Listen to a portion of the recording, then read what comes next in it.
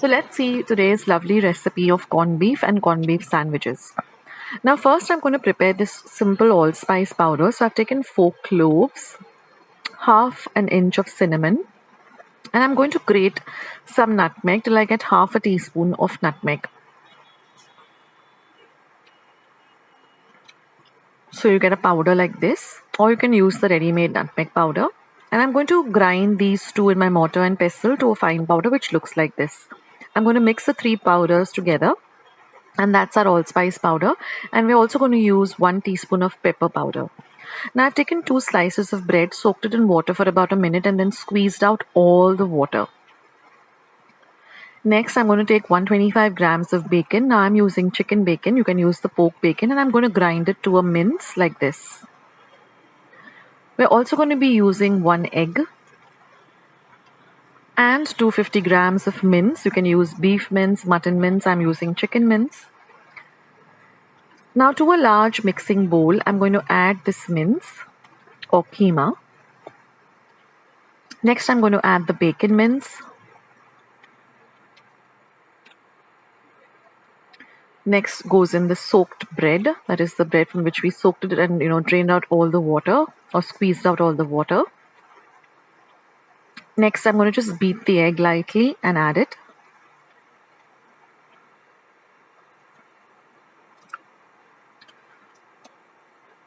Next, I'm going to add the pepper powder as well as the allspice powder and some salt to taste. Now mix everything well, and at the same time keep your steamer ready. Put enough of water in the steamer because we're going to be steaming this corned beef for at least 45 minutes. So your steamer should have enough water. And then I'm going to transfer it to a vessel which fits into my steamer, which I use regularly to make my meatloafs and corned beef. I have put up a recipe for meatloaf. I will leave the link to that below, as well as to some other delicious recipes too. Now just pack it down nicely. And then we're just going to put it into our steamer, and we're going to steam this for 45 minutes on a high flame. Keep an eye on the steamer, see that the water doesn't, completely dry up.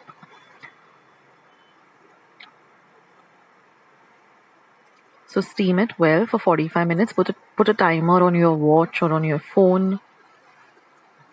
And after 45 minutes, let the the corned beef completely cool down, and then open up the steamer.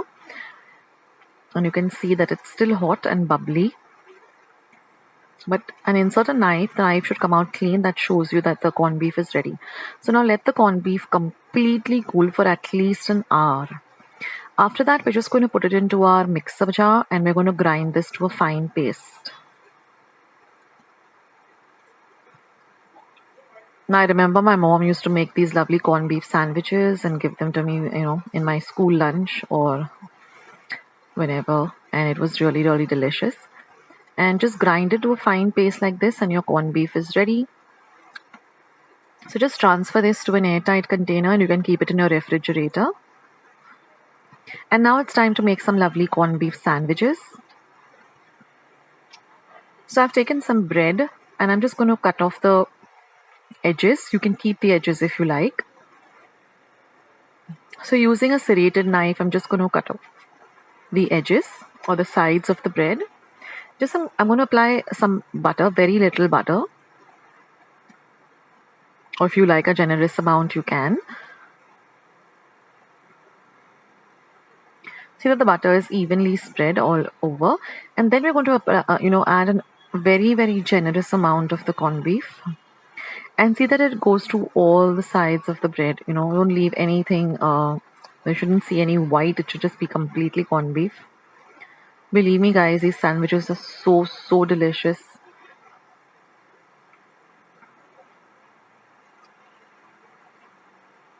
And you can keep this corned beef for at least, almost 2 to 3 weeks in your refrigerator in an airtight container.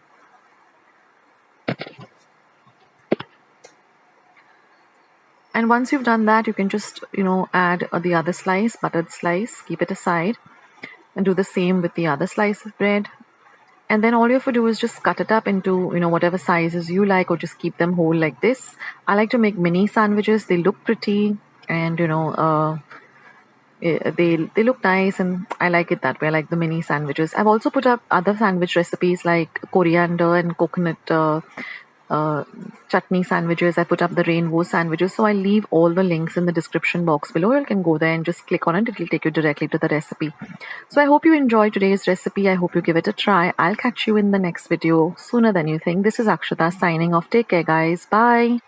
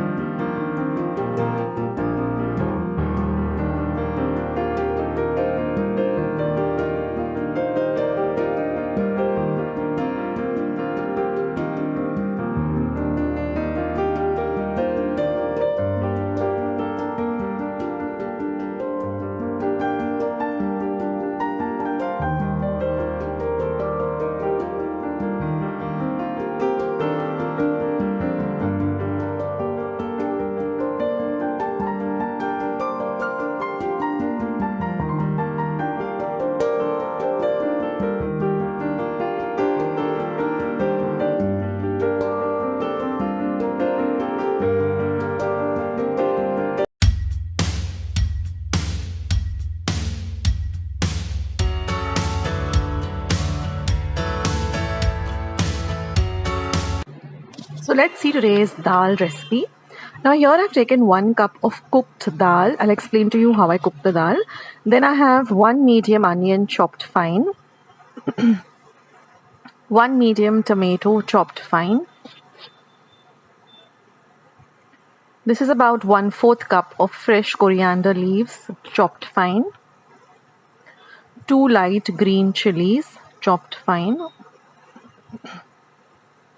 These are about 4 cloves of garlic chopped fine, a few curry leaves, say about 7 to 8 curry leaves. You can keep them whole or chop them, and 1 inch of ginger chopped fine. Now I've taken a pan and I've heated about 1 tablespoon of oil in the pan. And once the oil is nice and hot, we're going to add half a teaspoon of mustard seeds, also known as mohri or rye. Once the mustard seeds begin to splutter, we're going to add half a teaspoon of cumin seeds or jeera, followed by half a teaspoon each of asafoetida or hinga and turmeric powder or haldi. Next, we're going to add the ginger that we've chopped fine. You can even add it grated, the curry leaves, as well as the garlic. Now fry the ginger and of course the green chilies too. And we're going to fry all of this really well so that it flavors the oil well, as well as the rawness of the ginger and the garlic goes away. Now for my dal, what I did is I took 1 cup of tur dal, washed it well, kept it in about 3 cups of water for about 15 minutes, and then I pressure cooked it for 1 whistle on high and for about 5 to 10 minutes, 10 minutes exactly on a simmer. Okay, now we're going to add 1 medium chopped onion fine, 1 medium onion chopped fine, and we're going to fry the onion really well. So once the cooker gets nice and comes to room temperature, you can take out the dal and then just use a wooden whisk or a regular whisk that you have at home and just whisk the dal till you get a nice smooth consistency. So now we're going to cover and cook all of this bhagat till the onions become nice and soft. Now we're going to add the tomato that we had chopped fine. And we're going to fry the tomato too. So we want to cook the tomato so it should be nice and soft. So fry the tomato also for another 2 to 3 minutes.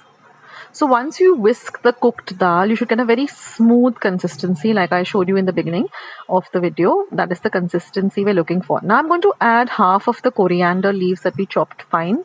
That adds a nice flavor to the bhagat.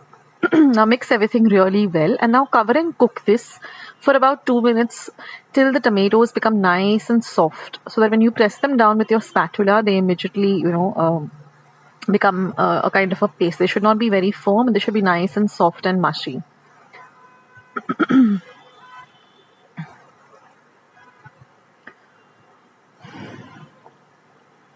So get the tomatoes cooked really, really well. That way you'll get a nice smooth kind of a dal. You won't get, a big pieces of tomato. So this is the consistency of the dal, and this has got the water also that we cook the dal in. So we're going to add the dal along with the water. So always ensure that your dal is nicely cooked. You shouldn't have the actual pieces of dal. It should be very smooth and cooked well. And now just mix everything nicely together. Now since we cooked that 1 cup of dal with 3 cups of water, you don't need to add extra water now. So mix everything nicely.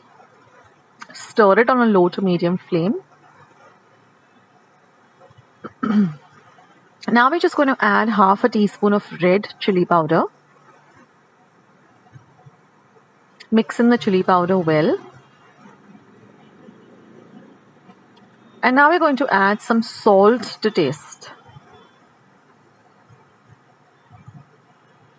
And that's about all the ingredients we're going to add for this dal.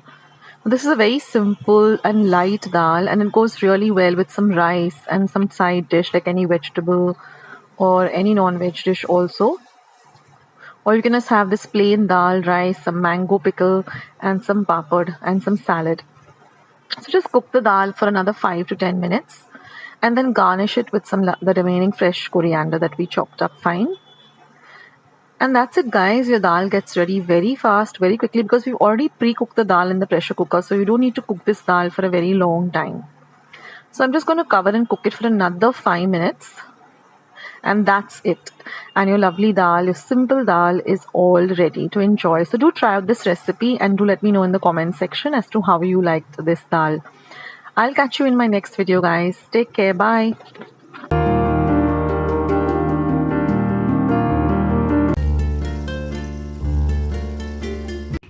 So friends, today I'm going to show you how I cook rice.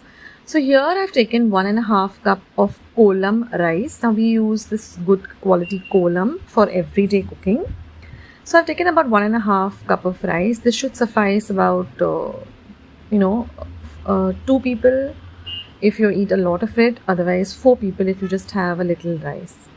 So now I'm going to wash the rice really well under running water thrice. Now I don't discard this water, I use it for my plants. And then I'm going to add 3 cups of water and I'm going to boil this on a high flame. So we're going to keep it on a high flame, watching it till the water starts to boil. Now once the water starts to boil, I'm going to lower it to low to medium. And then you can see right now the rice is still raw. So we have to cook it till it's really nice and soft and cooked really well like this, but not mushy.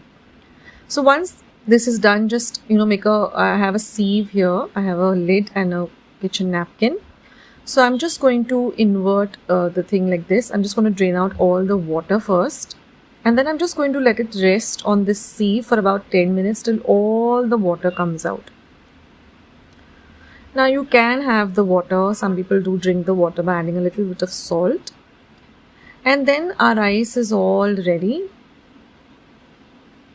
So it's not mushy, but it's just the right consistency. So you can enjoy this rice with any of your favorite dishes.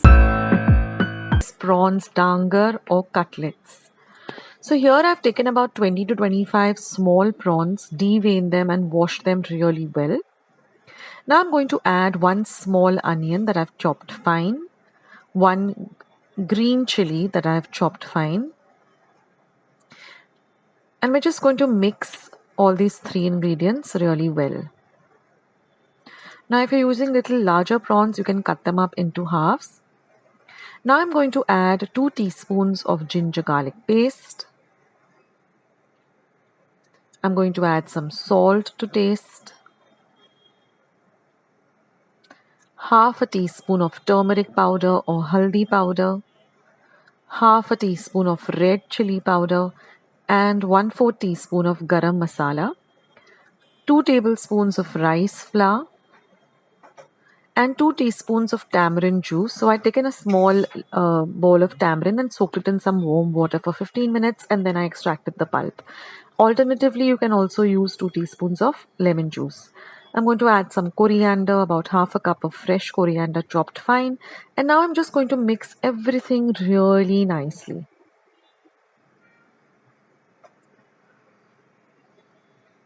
So our mixture is ready.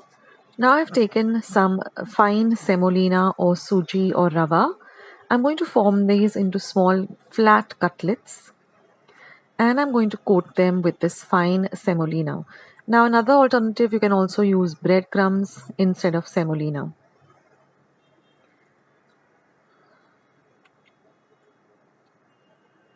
So I'm just going to form these small cutlets.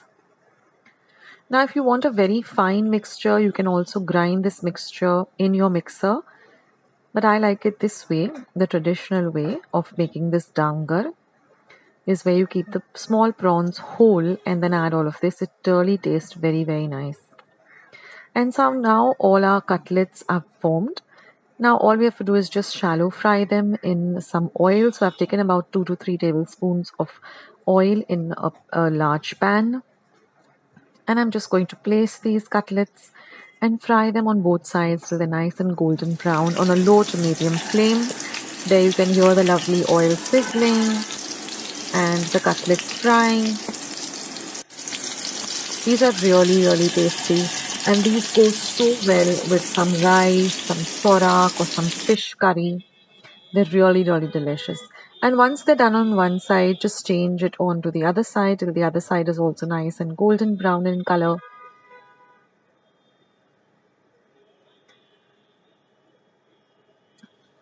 Recently, I had posted bangda or mackerel cutlets, and some time ago, I had posted mori or shark fish cutlets. So I leave the link to all those recipes down below in the description box. And our cutlets are ready to enjoy. So I hope you like this recipe, and I hope you give it a try. Thank you.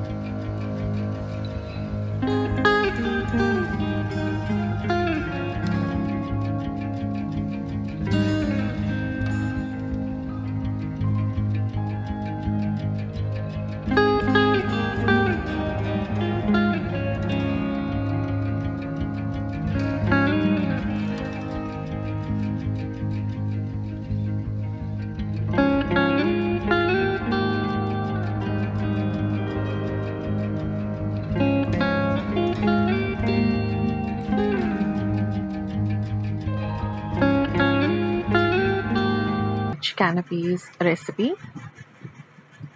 So here I have 2 cups of water. We're going to bring the water to a boil.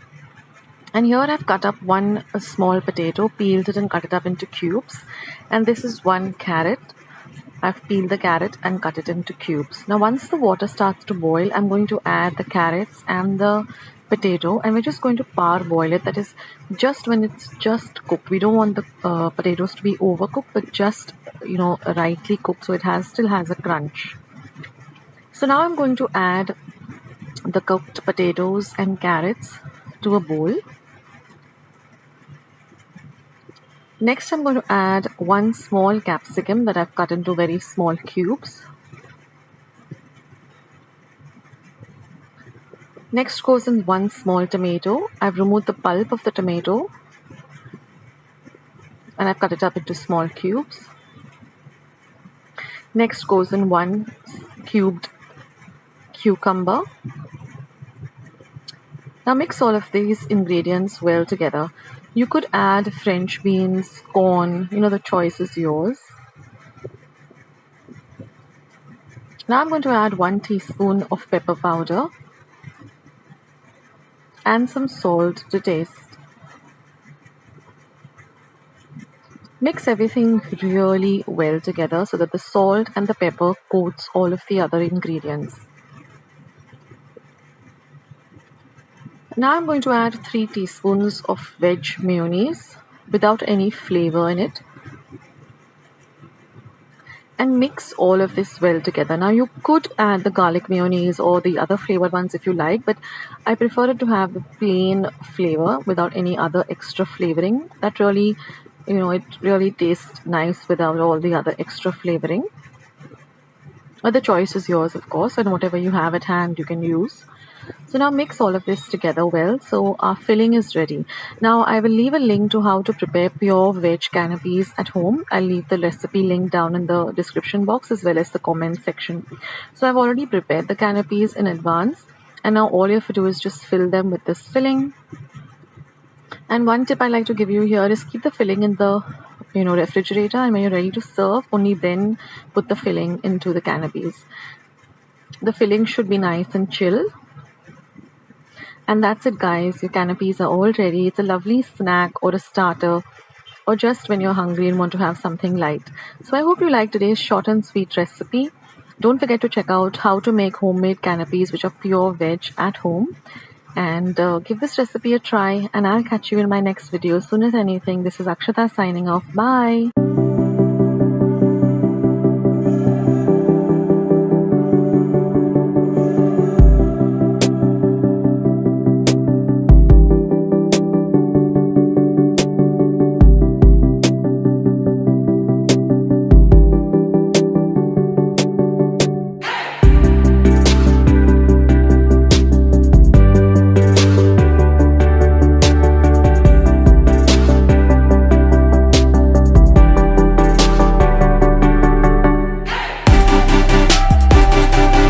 The dough for the samosas. So I've taken 1.5 cup of whole wheat flour. To that I'm going to add 7 teaspoons of hot melted ghee or clarified butter. Now knead this or crumble the dough with this hot ghee, and you should be able to hold the flour in your hand. That means the ghee has nicely coated the flour. Now we're going to add a little water at a time, and we're going to make this really soft and flexible dough. Something very similar that you would make for karanjis or nyoris. I will leave a link for that. Now you could use maida also, but I'm going with whole wheat flour for these samosas. Now knead the dough nicely for 2 minutes because we want a very flexible dough, because when we are rolling out the dough, we're not going to use any flour. So our dough has to be really, really flexible. And we're going to now, just rest the dough for about 10 to 15 minutes once we have kneaded it. Now after 10 to 15 minutes, I'm going to add 1/4 teaspoon of cumin seeds and 1/4 teaspoon of ova or ajwain. Again, knead the dough and just set it aside. Now we'll start working on our filling. while the dough is resting. So here I've taken 4 large potatoes and I'm just boiled them. I'll leave the instructions of how to boil the potatoes, and then I'm going to peel them and really mash them well. Then I'm going to add some salt to taste and again mix the potatoes really well with the salt. Now I'm going to take some green chilies. Now I use a mixture of light green chilies and dark green chilies. The ratio is always 2:1. So if I'm using 2 light green chilies, I use 1 dark chili. That will give you the right amount of spice hit. Now altogether I've taken about 10 chilies. I will leave the instructions of how many dark and how many light. And I'm going to make this into a very nice fine paste of the green chilies. Then I'm going to take 1 inch of ginger and grate the ginger really well. So now that our prepping is done, let me take you through all the ingredients for the filling. So here we have our mashed potatoes, we have the green chili paste. Here is the grated ginger. Now besides these 3 ingredients that you've already seen, I'm also going to be using 1 teaspoon of Kitchen King masala. This really elevates the flavor of the samosa. 1 teaspoon of roasted coriander or dhania powder. 1 teaspoon of roasted cumin or jeera powder. This is half a teaspoon of just plain cumin seeds.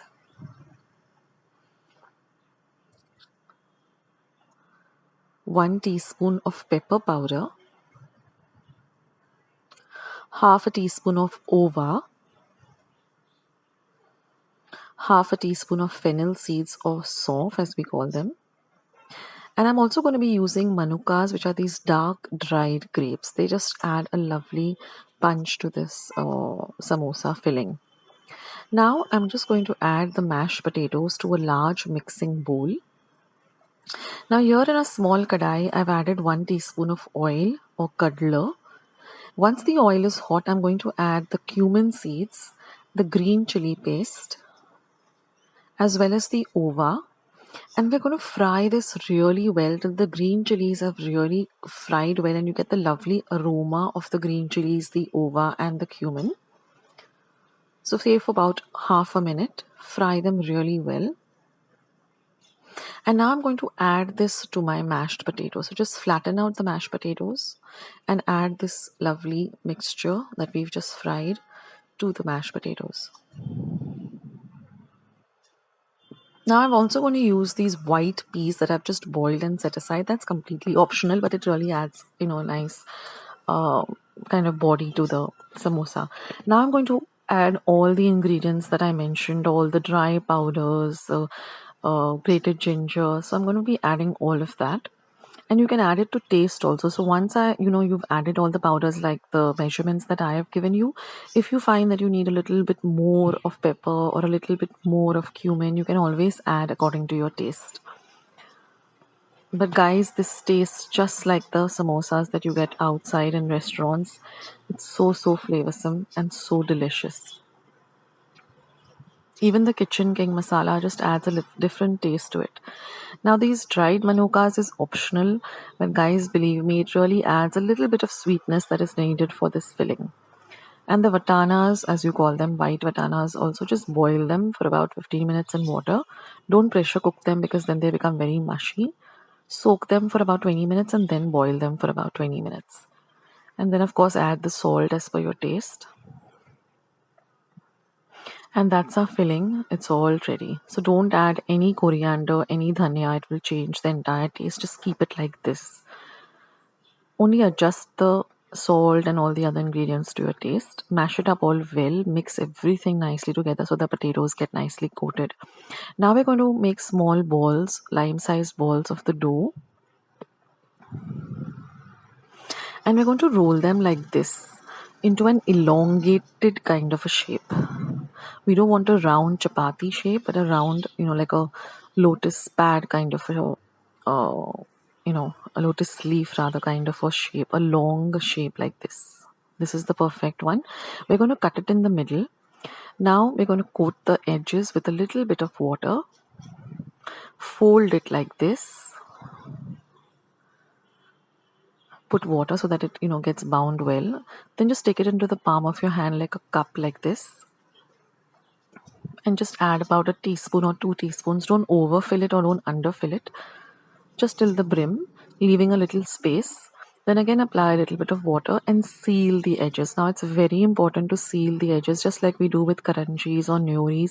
Sealing the edges is very important. Otherwise when you go to fry them, if the filling comes out again, it's a big fiasco. So I'm showing you two more. And once you get the hang of it, it'll be very, very easy to do it. Just ensure that it's sealed well, there are no gaps, there are no holes in the dough. If there are, then just restart again. And you can cut off the extra edges with a knife, or you can keep them if you want a little bit of crispy edges. But seal the edges like this really, really well. So this is like the perfect samosa.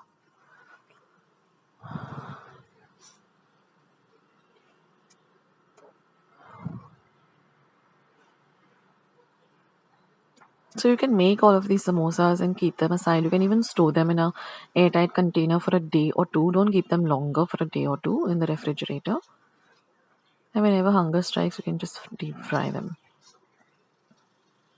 So now that our samosas are ready, I'm just going to heat some oil and I'm just going to deep fry them till they're nice and golden brown in color on a medium to high heat, but keep an eye on it. And then just drain the excess oil on some kitchen napkins and you're all set to go.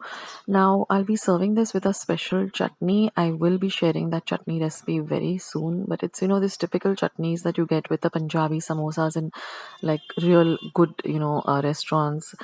They serve this lovely red spicy sweet chutney, so look out for that recipe. It will be coming up soon, and if I've already updated it, then uploaded it on my channel, you'll find the link below. So here are our lovely samosas all ready just to be dipped into that lovely sauce and enjoyed while watching your favorite movie or reading your favorite book. So do give this recipe a try and let me know how you liked it.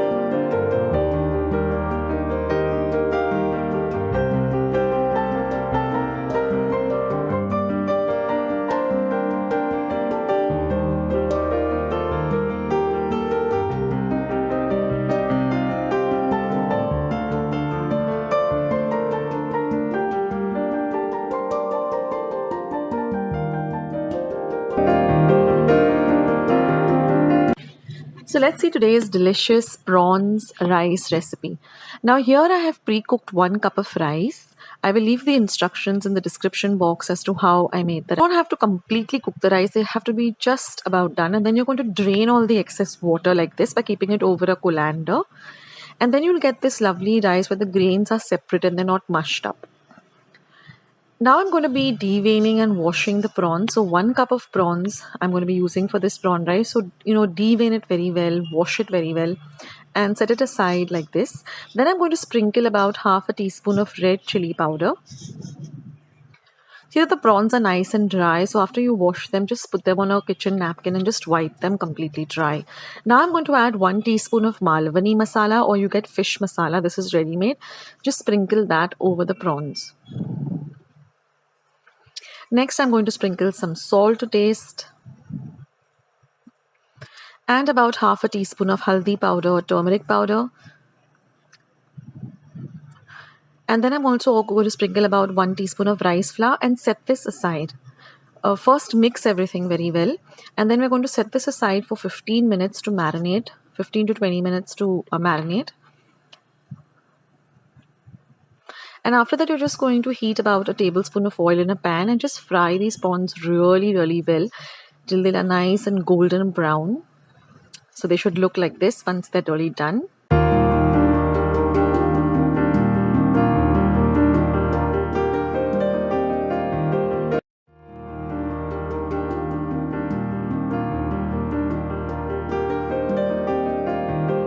I just thought I'd pop in and let you know about my Amazon storefront. Go and check it out. The link is down in the description box below. It's products that I generally buy on Amazon or I would recommend with regard to best prices and good quality. So go and check out the link.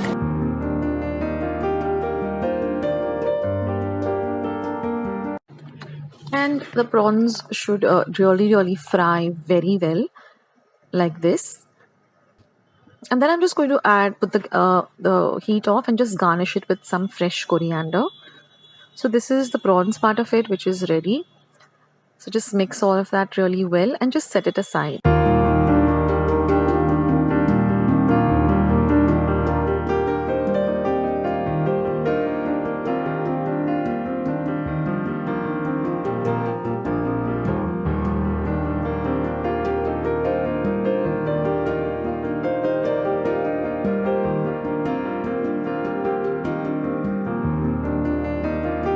And now to prepare the simple prawn rice.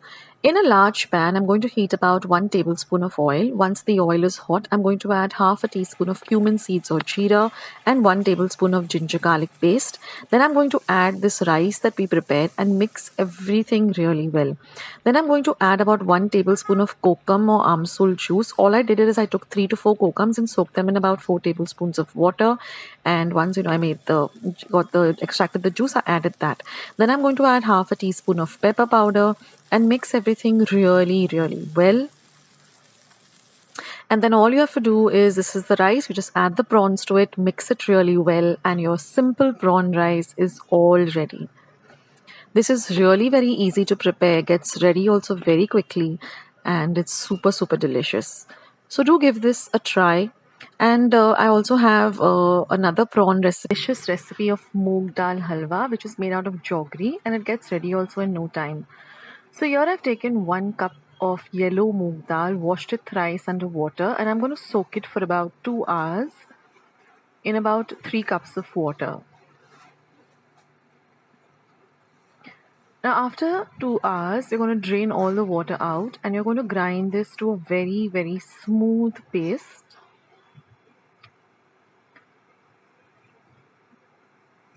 And it should look like this. So you don't need to add any water when grinding the paste, and transfer this to a bowl. Now in a pot, I'm going to add 1 cup of water. To that, I'm going to add 1 cup of grated gur or jaggery or good. You can use any type of jaggery that you regularly use in your food and in your cooking. Stir it a bit.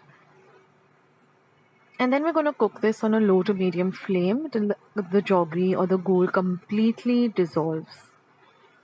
So this should take you about 2 to 3 minutes. You can stir it in between and it will dissolve and look like this. Now in a separate pan, I'm going to heat about half a cup of ghee. Now this moong dal does require a little bit more of ghee. Moong dal halwa.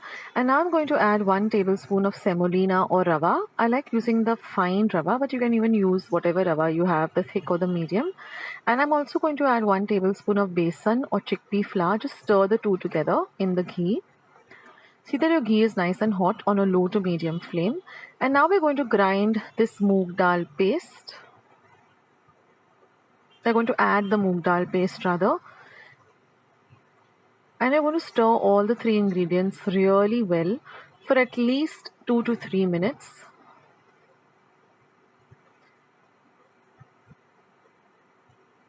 We want all these 3 ingredients to get nicely cooked in the ghee. So keep stirring it and see that you mix everything together. And you will see that the moong dal immediately starts to absorb all of the ghee.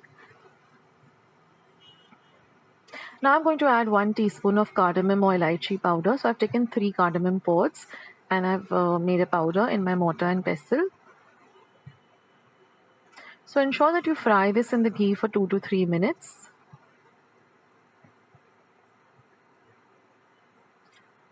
You can use a flat spatula like this.